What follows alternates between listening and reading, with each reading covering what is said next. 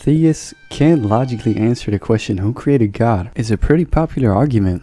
It just doesn't hold up. In fact, it's just a huge straw man. The whole argument only works if you assume that all Christians believe that literally everything needs a creator. But that's simply not the truth. The Bible implies a lot of times that God cannot have a creator because God is the ultimate creator. And as if that ain't enough, Jesus also mentions having been glorified with the Father before the world even existed.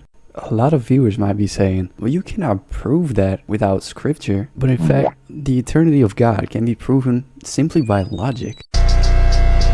See, there's two types of things. Contingent things, which are things that could have not existed and therefore depend on something else to exist, and non-contingent things, which do not depend on anything to exist because they exist necessarily by their own nature.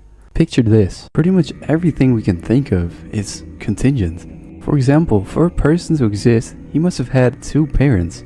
If his parents somehow never existed, then neither would he. There would have been no one to give birth to him. Likewise, a tree depends on another tree for seeds, but also on good soil, water, and good conditions. If any of these didn't exist, then the tree wouldn't exist.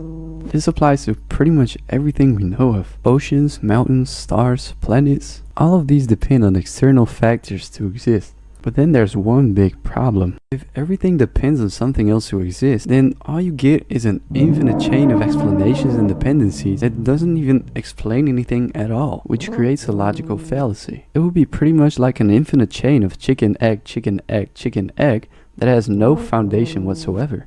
Conclusion? In order for anything to be able to exist at all, a non-contingent necessary being is logically required. This being is uncaused, eternal, cannot fail to exist, and can therefore serve as the ultimate cause of all things. Kind of like the very top of a tree diagram. This idea started with Aristotle and his concept of the unmoved mover.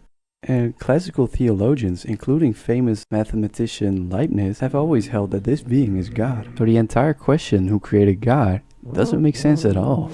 An uncaused being cannot have a cause, otherwise it wouldn't be uncaused. God is an uncaused necessary being according to both theology and logic.